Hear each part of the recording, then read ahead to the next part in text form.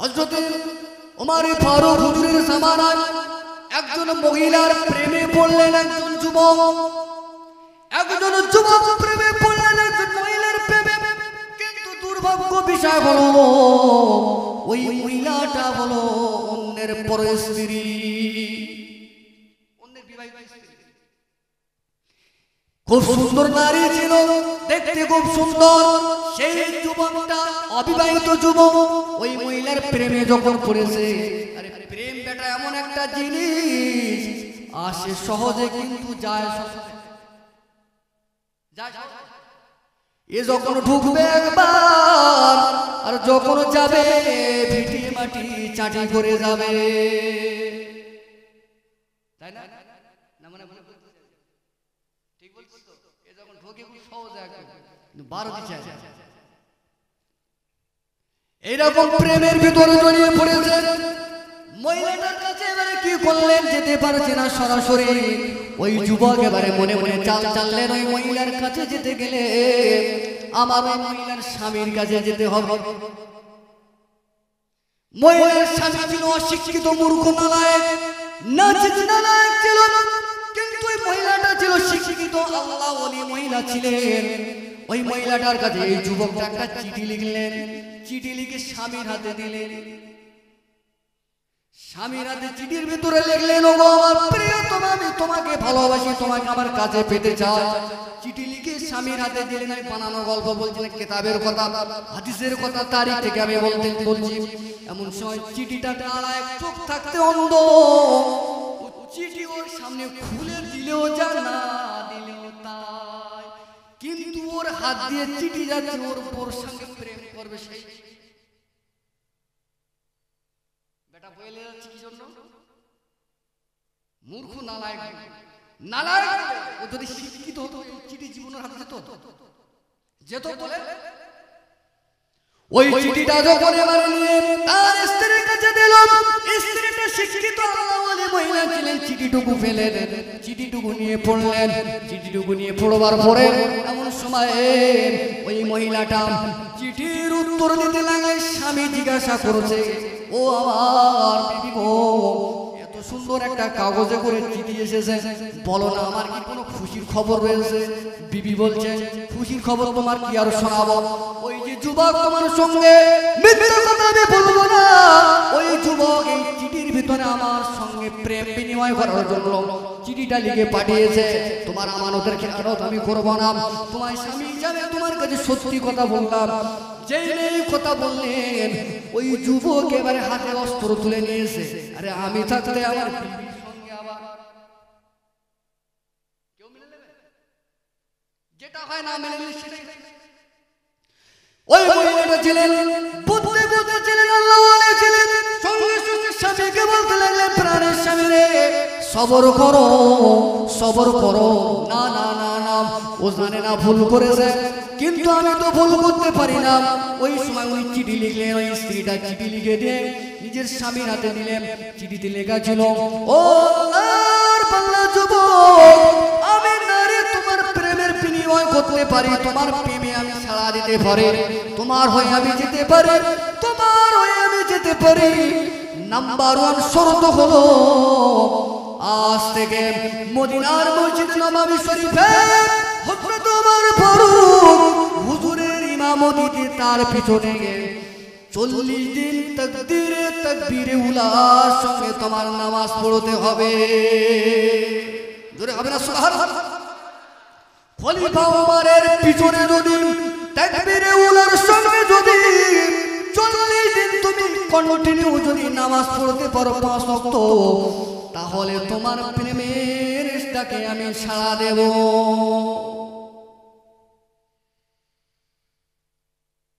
তারপরে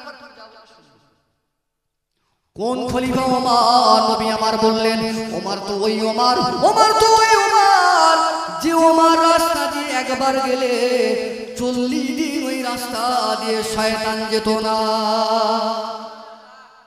40 দিন শয়তান যেত না, সেই ওমর মানে নামাজ পড়তে বলছে। আর আমরা শয়তান টুপিটি করে, পকেটে করে, আসলি করে ঘুরে বেড়াচ্ছি। আজ ঘুরে দিলে ঘুরতে শয়তান। ওমর ফারুকের ব্যাপারে যখন এই চিঠিটা চলে আসলো যুবকের সঙ্গে, কিন্তু যুবক তো তখন নারীর প্রেমে অসুস্থ হয়ে রয়েছে, নারীকে পাওয়ার জন্য সব করতে রাজি। এমন সময় চিঠি লিখে আবার পাঠিয়ে দিল, যাও তোমার শর্তে আমি রাজি হয়ে গেলাম, খলিফা ওমরের পিছনে আমি 41 দিন আমি জামাতের তাকবীর উলার সঙ্গে নামাজ পড়ব। তাকবীর উলা মানে এই তাকবীর উলা মানে বলে হুজুর আমরা নামাজই পড়ি না। তাকবীর উলা হলো ওটা ইমাম সাহেব ফরজ নামাজ যখন পড়ায় নিয়াত করে আল্লাহু আকবার আল্লাহু আকবার বলে নিয়াত করবার পরে কিরাত পড়ার আগে কিছুক্ষণ চুপ থাকে, কিছুক্ষণ চুপ থাকে। ওই চুপ যখন থাকে টেনিদা গোপাল ভাঁড়ের গল্প পড়ে না, ওই সময় সানা পড়ে সুবহানাকা আল্লাহুম্মা ওয়া বিহামদিকা ওয়া তাবারাকা ইসমুকা ওয়া তাআলা জাদ্দুকা ওয়া ইলাহা গায়রুক, এইটা পড়ে তারপরে কিরাত শুরু করে। তাকবীরে উলা বলতে এটাই বোঝায় কোনো মুসাল্লি যদি জামাতের সঙ্গে নামাজ আদায় করে, ইমাম আল্লাহু আকবার বলে ইমামের সঙ্গে নিয়াত বেঁধে ইমাম ওইটা সানাটা পড়বে, মুক্তাদি মুসাল্লিরা ওটা পড়বে।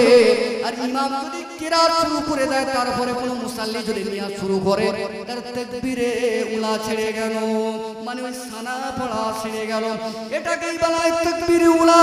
এই তাকবীরে উলার সঙ্গে খলিফার পিছনে 41 দিন নামাজ পড়তে হবে, তবেই তোমার সঙ্গে বিবাহ করব।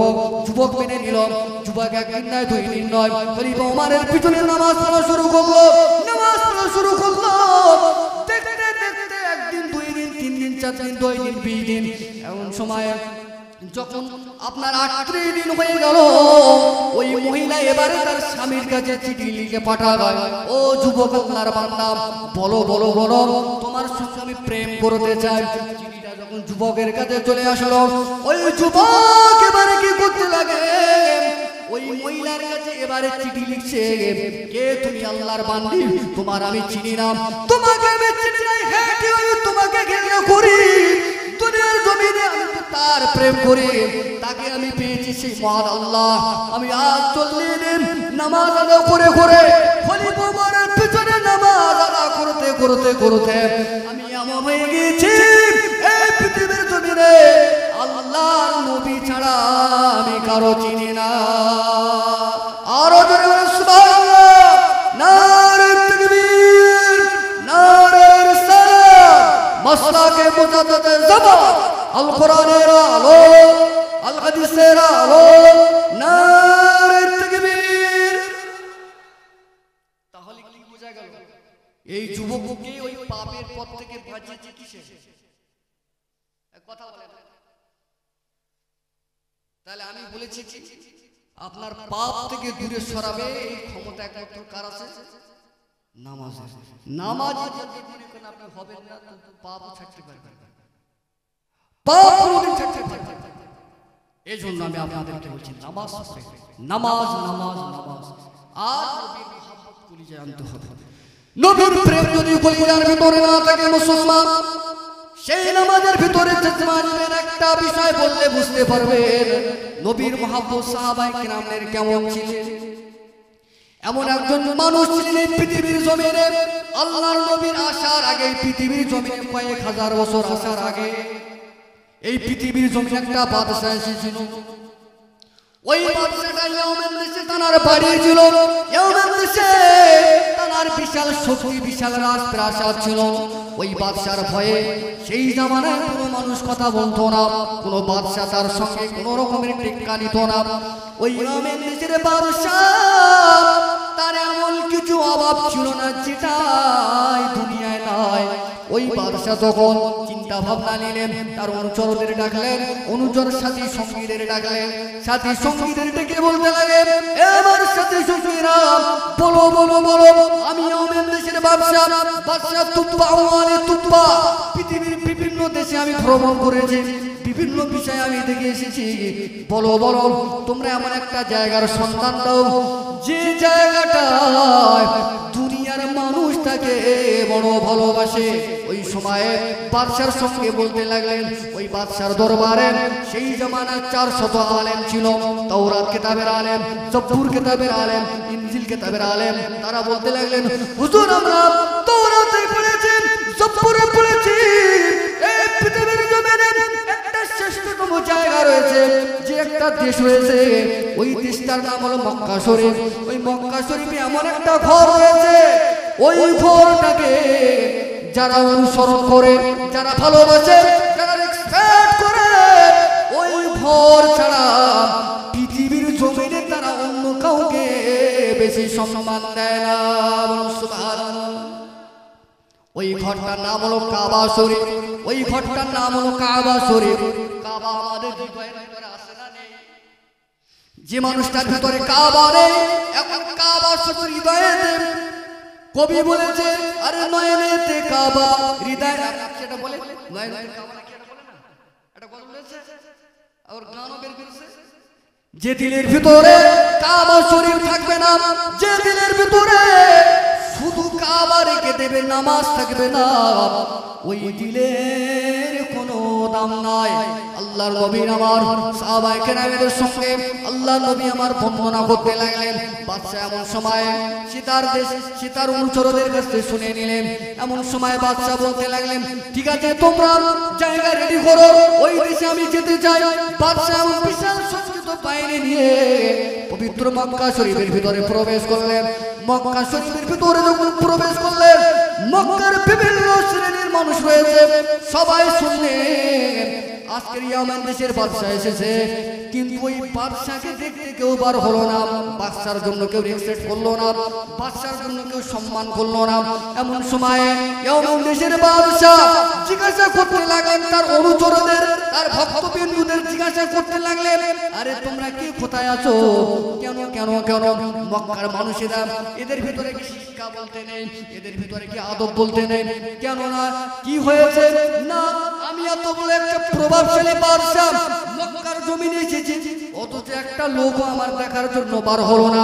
ওই সময়ে বাদশার অনুচরেরা বলতে লাগলেন, এ বাদশা ওয়ালে তুবা, এই দেশেতে যতগুলো মানুষ বসবাস করে এরা সব ইমানদার, এরা সব নবী প্রেমিক, এরা সব মুসলমান। এদের কাছে আল্লাহর কাবা ঘরে থেকে এই পৃথিবীর জমিনে এরা কাউকে সম্মান বেশি করে না। সুবহানাল্লাহ। একটু তাকবীর দাও, নারে তাকবীর। আর বাবা ঝিড়ে তাকবীর দাও না, নারে তাকবীর, নারে তাকবীর। পীরজাদা ভাইজান হুজুর কিবলা, পীরজাদা ভাইজান হুজুর কিবলা, মাসলাকে মুজাদ্দিদ জামান, মাসলাকে মুজাদ্দিদ জামান, হরিণ খোলা দরবার শরীফ, হরিণ খোলা দরবার শরীফ। নারে তাকবীর। আর চিন্তা আছে নাকি আপনাদের? নেই তো? আমাদের চির আকাঙ্ক্ষিত জানার অপেক্ষায় অধীর ভাবে আমরা আজ কয়েকদিন ওয়েট করছি। আমার এই খুব কাছের মহব্বতের মানুষ প্রিয় ভাইজান হুজুর কিবলা এসে গেছে। যত সময় আপনাদের কাছে তশরিফ আনবেন, আপনারা খুশি না নারাজ? খুশি তো ইনশাআল্লাহ। এক মাস যে কথা বাদশা ওয়ালে তুবা কি করতে লাগলেন? আমি ওই ঘর ভেঙে ফেলবো, এই ঘর আমি ভেঙে ফেলবো, যে ঘর পৃথিবীর জমিনে আমি বাদশা আমার সম্মান নষ্ট করে, সে ঘর আমি বাদশা রাখতে চাই না পৃথিবীর জমিনে। ওনার শাগরেদরা বললেন, হুজুর জাহাপানা করবেন না, এটা যেমন তেমন ঘর হয়, এই ঘরটা হলো খুদ আল্লাহ পাকের ঘর। সুবহানাল্লাহ। নবী আমার হাদিস পাকের ভিতরে জানিয়ে দিলেন ওই কাবা ঘর। আল্লাহ নবী বললেন, দুনিয়ার কোনো মানুষ যদি নজর দিয়ে দেখে, একবার চোখ দিয়ে যদি দেখে, আমি রাসূলুল্লাহ জানিয়ে দিয়ে দিলাম ওই ব্যক্তিটার জিন্দেগির চোখের গুনাহ আমার আল্লাহ মাফ করে দেয়। তাহলে কাবা শরীফ দেখলে যদি চোখের গুনাহ মাফ হয়ে যায়, মুসলমানের ওই কাবার একটা শাখা রয়েছে আমাদের দেশে, যে ঘরটার নাম হলো আল্লাহর ঘর মসজিদ। আসল কাবা দেখলে চোখের গুনাহ মাফ। আর মসজিদের গ্রামের মসজিদগুলো যদি আপনি এটা যদি চোখ দিয়েও দেখেন, জেনে রাখবেন এটাও দেখবার কারণে আপনার চোখের গুনাহ মাফ হয়ে যাবে। তাই আমি আপনাদের কাছে বলতে চাই, মুসলমান জিন্দেগিতে আমরা যা করেছি, জিন্দেগিতে আজ পর্যন্ত আমরা যা করেছি, ফিরে আসেন, ফিরে আসেন, তওবা করেন, তওবা করেন। কারণ কবর এমন একটা জায়গা, পরকাল এমন একটা জায়গা, ওই কবর পরকালে বাঁচতে গেলে এই দুনিয়ার জমিন থেকে নেকামলের বোঝা নিয়ে যেতে হবে। দরুদ আল্লাহুম্মা সাল্লি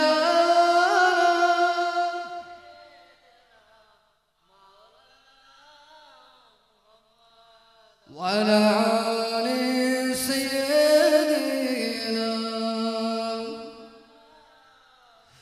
ভালোবাসার জায়গা মদিনা, ভালো লাগার জায়গা মদিনা, ভালোবাসার জায়গা মদিনা, ভালো লাগার জায়গা মদিনা। এত সুন্দর জায়গা কোথাও দেখি না, এত সুন্দর জায়গা কোথাও দেখি না, সাজিয়েছেন দয়াল রব্বানা ভালো লাগার জায়গা মদিনা, ভালোবাসার জায়গা মদিনা, ভালো লাগার জায়গা মদিনা। আল্লাহুম্মা সাল্লি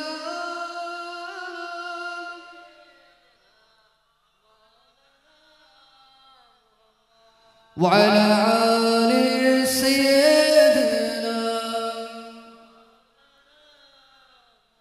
মদিনা শরীফে নূরের খাজিনা, মদিনা শরীফে নূরের খাজিনা, আশিক ছাড়া অন্য বোঝে না, আশিক ছাড়া অন্য বোঝে না, ভালো লাগার জায়গা মদিনা, ভালোবাসার জায়গা মদিনা, ভালো লাগার জায়গা মদিনা। একদিন কবর যাব কেউ তো যাবে না, একদিন কবর যাব কেউ তো যাবে না, যাবে আমার শাহে মদিনা। জোরে হবে না সুবহানাল্লাহ। যাবে আমার শাহে মদিনা, ভালো লাগার জায়গা মদিনা, ভালোবাসার জায়গা মদিনা, ভালো লাগার জায়গা মদিনা। আল্লাহুম্মা সাল্লি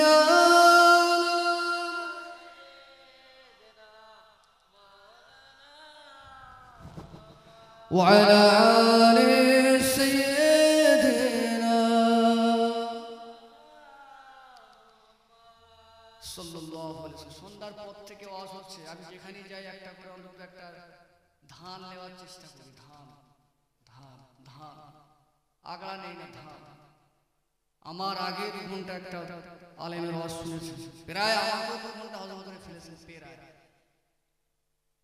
এতগুলো মানুষের ভিতরে একজন বলেন হুজুর আগামীকাল থেকে 5 ওয়াক্ত নামাজ আদায় করব।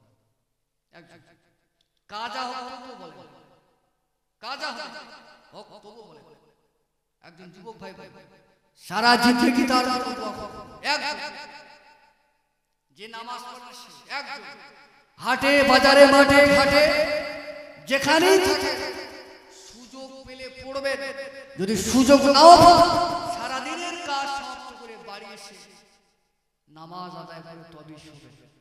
কারণ এই নামাজ এই নামাজ এই নামাজ গাড়ি বাড়ি বিল্ডিং বালাখানা মারা যাবেন, আজ মরবেন কাল 2 দিন হয়ে যাবে, রাতে ঘুমাবেন ঘুম ভাঙবে সকাল না ভাঙবে পরকাল। আমরা তো ওই মুসলমান বাজারে মার্কেটে গরুর গোশতের দাম শুনি কত 220 টাকা 230 টাকা 250 টাকা, আজকে কিনেছে 3 কেজি 4 কেজি 5 কেজি, ওরে বাবা 250 টাকা। একবারও চিন্তা করে একবারও ভাবে বলতে যে নামাজের কথা আমি শুধু ভাবছি বলে আরে দমসে আল্লাহর উপরে নবীর মহব্বতে ঈমানে তাকিয়ে বলুন, আমার দুনিয়া যা হয় হবে, আমার ঘর আমার বিবি আমার সংসার আমার বাড়ি লিল্লাহি রাব্বিল আলামিন, আমার প্রতিটা দুনিয়ার জমিনে প্রতিটা পদক্ষেপে সব কিছুটাই আমার আল্লাহ আমার জন্য যথেষ্ট। বলুন সুবহানাল্লাহ।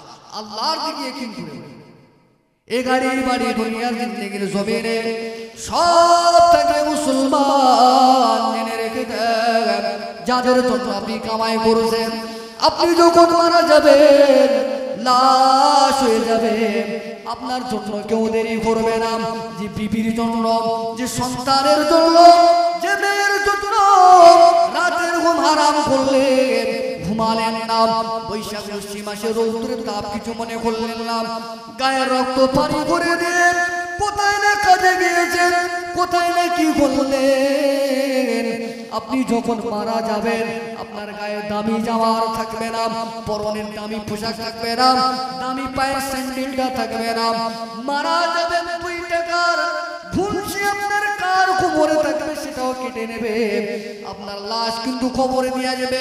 জেনে রাখবেন, জেনে রাখবেন, জেনে রাখবেন, নবী আমার বললেন কবর বড় কঠিন জায়গা, আল কবর জাওজাতুম মিন রিয়াসিল জান্নাহ, কবর যদি হয় জান্নাতের বাগিচার ভিতরে একটা জায়গা, নইলে কবর জাহান্নামের গর্তের মধ্যে একটা গর্ত হবে। আর ওই জান্নাত জাহান্নাম নির্ভর করবে উম্মতরে দুনিয়ার জমিনে তোমার নেক আমলের উপরে। আর যতগুলি নেক আমল রয়েছে ওই নেক আমলের সরদার হলো নামাজ। যার জিন্দেগিতে নামাজ নাই তার কিন্তু হাজিরা খাতা খোলা হবে না। হাজিরা খাতা হলো স্কুলে ক্লাস মাস্টারের কাছে থাকে কি বলে হাজিরা খাতা। কেন থাকে? কেন থাকে? আপনার ছেলেকে তো আপনি টাকা দিয়ে পড়াচ্ছেন, আর হাজিরার কি ব্যাপারে? এই মিয়া স্যার আমি 20,000 টাকা তোমাকে দেই, 50,000 টাকা তোমাকে দেই, আমি আমার ছেলের হাজিরা আবার কিসে? মাস্টার বলে এই মিয়া তুই টাকা লেখা থেকে বেরো, তুই টাকার কারণে এখানে দেখাবি না। কিন্তু আমার স্কুলে আমার কলেজের রুলস হলো এটা, প্রতিটা ছাত্র ছাত্রী এভরিডে তার অ্যাটেন্ডেন্সের খাতায় হাজিরা আছে কিনা এটা আমার ডিউটি। দুনিয়ার স্কুলে মাস্টারের খাতায় হাজিরার যদি এত ভাইটাল হয়, এত দামি হয়, তাহলে পরকালে কবরে যখন যাব কবরের হাজিরা খাতার দাম কম না বেশি?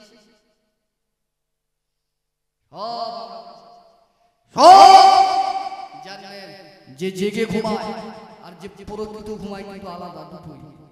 যে জেগে ঘুমায় ওর পাশে যদি বজ্রাঘাত পড়ে তো তোর ঘুম ভাঙবে? ভাঙবে না। আর যে প্রকৃত ঘুমায় কানের কাছে খুব করলে সব ছেলে উঠবে। তাই তো আজ আমাদের সমাজে এত নসিহত বাড়াবার পরেও পরিবর্তন হচ্ছে না। কারণ হলো আগেই বলেছি, আল্লাহ পাক বললেন ইয়া আইয়ুহাল্লাযীনা আমানু তাকুল্লাহা ওয়া কুনু মা'আস সাদিকিন। দুনিয়ার জিন্দেগিতে তোমরা আল্লাহ পাক আমাকে পেতে চাও, ঈমানের থাকতে চাও, নাম্বার 1 হলো আমি আল্লাহ পাক এই পৃথিবীর জমিনে আমার ভয় তোমার কলিজায় লাগে। বোঝাতে পেরেছি? তাহলে একজন হবে না? হাত তুলে, হাত তুলে তাকবীর, নারে তাকবীর, নারে তাকবীর। আরে মিয়া ধরে ধরে বল না নারে তাকবীর। যাক আমাদের মুস্তাকিম ভাই, আমাদের টিনা ভাইয়ের ভাই মুস্তাকিম ভাই, তিনি নিয়াত করে নিলেন, আল্লাহ পাক তার নিয়াতটাকে কবুল করে নেন। আল্লাহুম্মা আমিন। আল্লাহ পাক মরণের পূর্ব মুহূর্ত পর্যন্ত এই নামাজের উপরে কায়েম এবং দায়েম থাকবার মতন তৌফিক দান করেন। আরেকবার বলি আল্লাহুম্মা আমিন।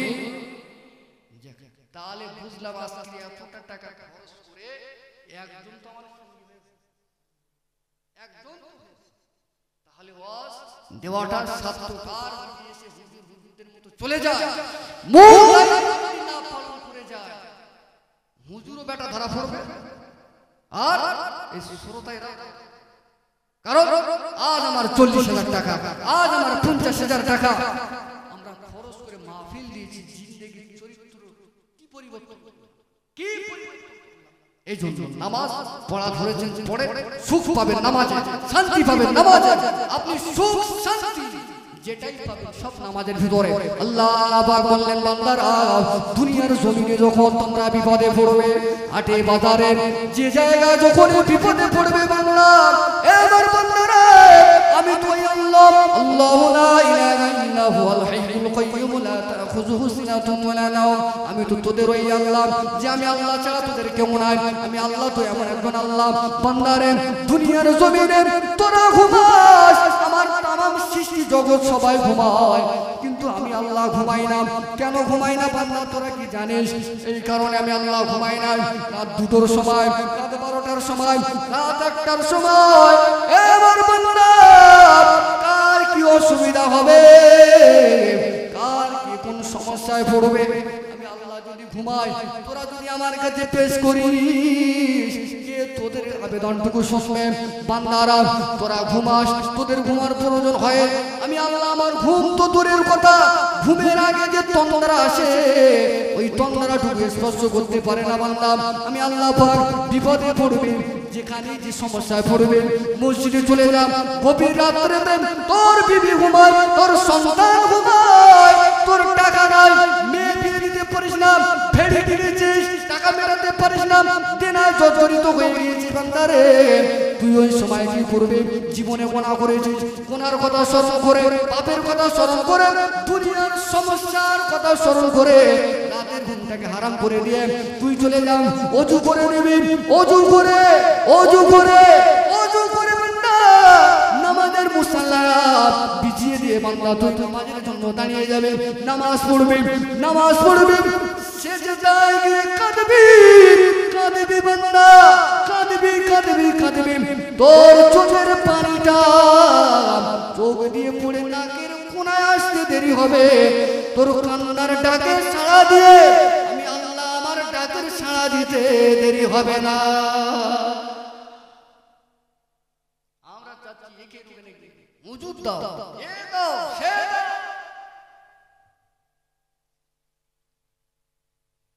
ডাকে দিলাম, মাকে ডাকবে, মায়ের বন্ধু ক্লোজ ফ্রেন্ড তার কাছে চাইবেন, একবার চাইবেন, দুইবার বলবেন, ডাকবেন, অযথা আপনাকে তিরস্কার করে ঠেলে দেবে। আমার মালিক তো ওই মালিক, আমার রব ওই রব। আল্লাহ পাক বললেন, নবী আমার বললেন, আমার যে সমস্ত উম্মাহ আল্লাহকে ডাকে না, আল্লাহর কাছে চায় না, আমি নবী জানিয়ে দিলাম আল্লাহ পাক তাদের উপরে নারাজ থাকে, অসন্তুষ্ট থাকে। নবী এটাও বললেন, যারা আল্লাহ পাকের কাছে বেশি চায়, আমার আল্লাহ পাক তাদের উপরে বেশি সন্তুষ্ট থাকে। বল সুবহানাল্লাহ। ওই জন্য আল্লাহর কাছে চাইবেন, আল্লাহর কাছে কাঁদেন। আল্লাহ পাক যদি ফেরেশতা জিবরাইলকে একবার বলে দে রে ফেরেশতা, দেখ একটু ঘুরিয়ে দে, খোদার কসম আল্লাহ যদি আপনার উপরে একবার রহমত করে, দেওয়ার উপরে কোথা থেকে আসছে আপনার এই 6 পাউন্ডের মজকে ব্রেড হিসাবে দিতে পারবেন। এগুলো নিতে গেলে আগে মসজিদের কাতারে আসেন। আপনি যদি বলেন না আমি একবার সুফি সাহেব হব, ভালো হুজুর হব, তারপরে পাপ বিড়ি খাওয়া ছাড়বো, মদ খাওয়া ছাড়বো, গাঁজা খাওয়া ছাড়বো, দোট খেলা ছেড়ে দেবো, পাটি পাটা ছেড়ে দেবো, মারামারি ছেড়ে দেবো, তারপরে নামাজি হব, কখন হতে পারে? আপনার চরিত্রের ভুল, আপনার ভুল ত্রুটি আস্তে আপনি আজ আগে তো নামাজ পড়ে 20টা বিড়ি খান, 19টা আপনার রাখেন, একটা কিনে। আর যদি মনে করেন একেবারে বিড়ি খাওয়া ছেড়ে দেবো, জীবনে 20টার জায়গায় 8টা আনতে আর ছোট করবে, যে টান টানে দেন ওযু না দেখতে পারে। অতএব জিন্দেগির চরিত্র সংশোধন আস্তে কাল না খাবে, কালকে আজ আমি করবো এই কথাটা বলবো, এই কথাটা বলা যাবে না, কারণ কাল হয়তো আমার এই সময় আমাদের মধ্যে কারো একটা শরীর হয়তো কবরে থাকে নাকি। একদিন তোমার নাম মসজিদে হবে না, একদিন তোমার নাম মসজিদে হবে না, তৈরি দেখো কবরের মানসমান, একদিন তোমার নাম মসজিদে হবে না, আত্মীয় স্বজন বন্ধু প্রিয়জন পরিয়ে তোমার নূতন কাপড় রাখবে তোমার ওই কবরে,